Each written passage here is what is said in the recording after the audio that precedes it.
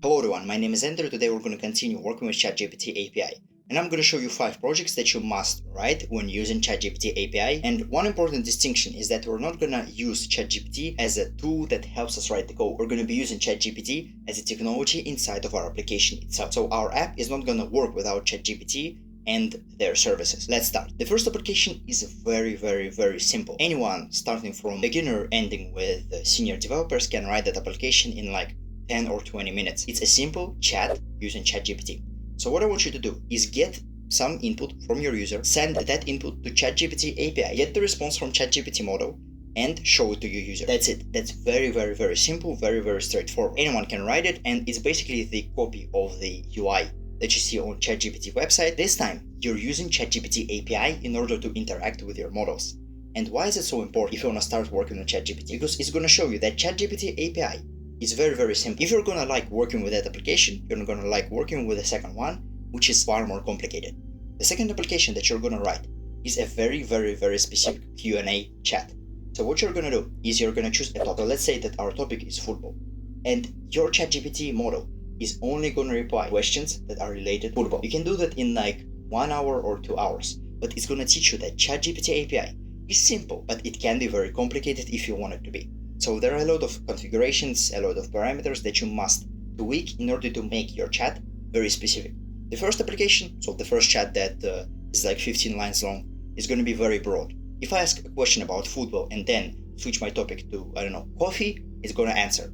But the second chat or the second Q&A bot that you're going to write is a very specific bot. It's only going to answer on a very specific topic. If you choose Python programming language, it's only going to reply when your question is related to Python programming language. And you can do that very easily with ChatGPT API. It's very important because it's going to show you that there are a lot of different models, a lot of different usages for ChatGPT, and a lot of different configurations and settings. And if you're familiar with all of those settings, it's going to be very easy for you to write the next applications that I'm going to talk about right now. The third project that we're going to have is called Jarvis. So what is Jarvis? Most of you seen Iron Man, and you know that Iron Man has an AI built in his suit, which is called Jarvis.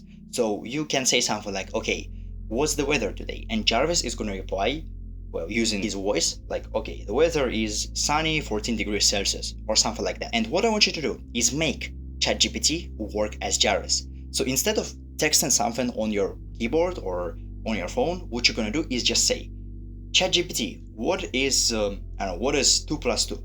And ChatGPT is going to reply using sound. It's not going to text anything. It's just going to reply 2 plus 2 is 4 or something like that. So just make ChatGPT work as Jarvis. And why is that application important? Because it's just cool.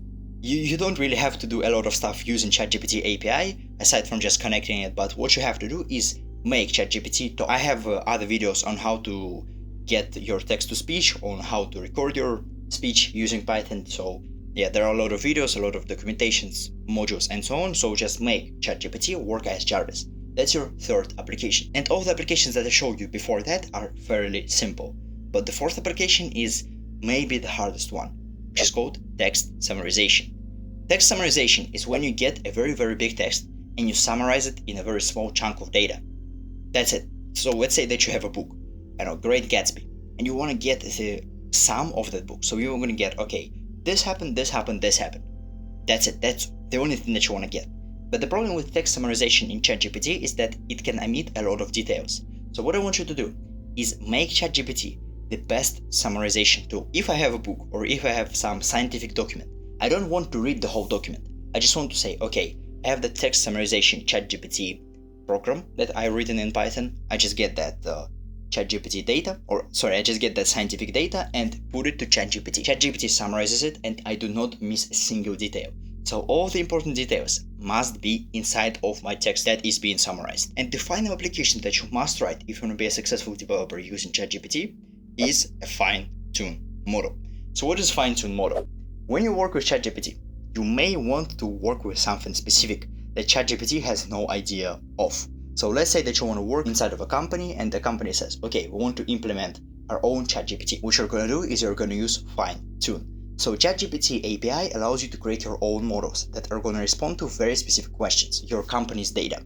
That data is not public, but what you can do is upload that data to ChatGPT and then use that model with your customers, within your company, or anywhere.